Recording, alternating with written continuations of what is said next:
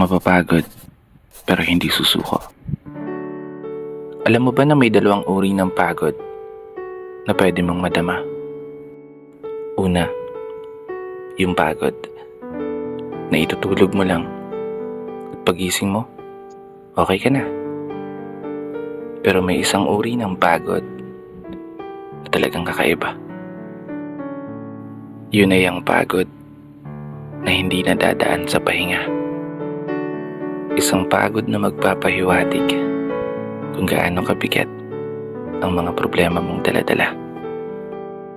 Pagod na magpapanginig ng mga luha sa mata. Pagod na magdidikta sa'yo para sabihin ayaw mo na.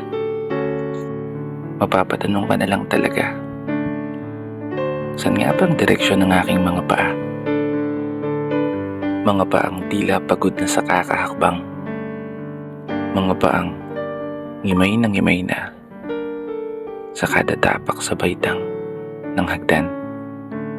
Isang hagdan na magdadala sa akin patungo sa isang palapag na pinapangarap ko. Mapapagod pero hindi susuko. Magpapahinga pero hindi hihinto. Para sa pamilya at para sa pangarap, palaging pipiliin na magpatuloy. Kasi alam mo, kung ang pagod ay kapalit ng magandang kinabukasan, wala kang dahilan para sukuan ng pagod. Wala kang dahilan para hindi ka bumangon.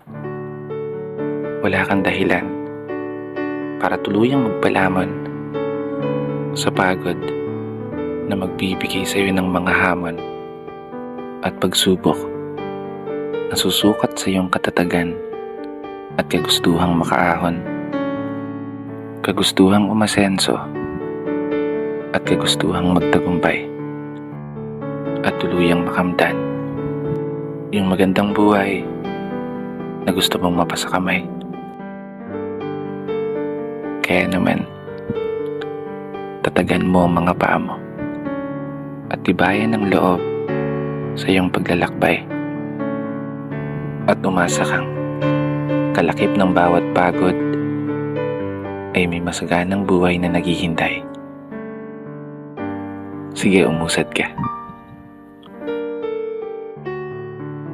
Dito na nagtatapos.